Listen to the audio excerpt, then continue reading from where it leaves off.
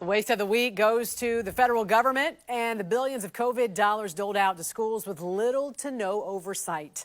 Joining us right now, founder and CEO of OpenTheBooks.com, Adam Andrzejewski. Adam, good morning to you. Good morning, Jan.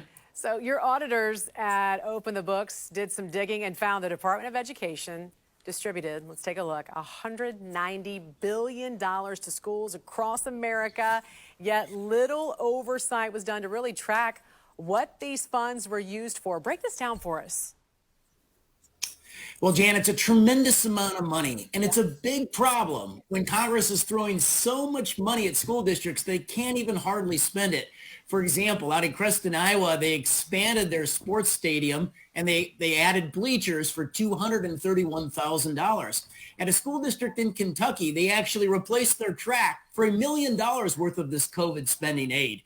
And in Texas, there was an school district built an outdoor facility to the tune of $4 million. They say for education, but that facility won't even be completed on construction till 2024. So when school districts first got this COVID money, were there any guidelines as to how this money should be used? Well, yeah, I mean, it was emergency money. It was to get the schools open, to get the kids back in the classroom. But for instance, New York City used that money, about over $100 million of it, to plug gaps in its employment payroll budget. New York City actually admits that they used some of the money to pay their custodians and janitors.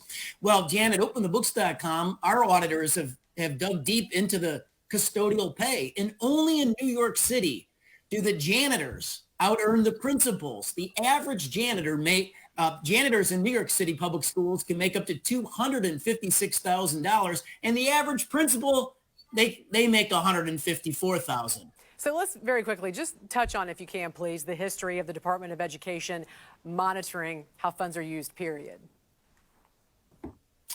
So back in 2008 and 9, on the Great Recession, U.S. taxpayers bailed out our nation's K-12 schools to the tune of $100 billion. And there was a lot of misspending in that aid. Inspector General's reports revealed that at the Department of Education.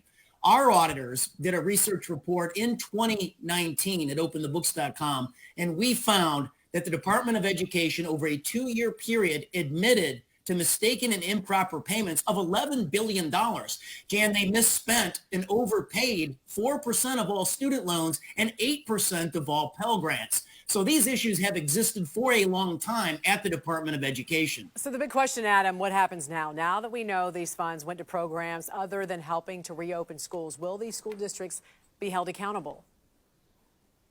Well, local taxpayers need to hold their local school district accountable. For example, in the Chicago public schools, they received $1.8 billion of COVID aid, and yet the private schools were open for a full year of instruction versus the Chicago public schools who remain closed.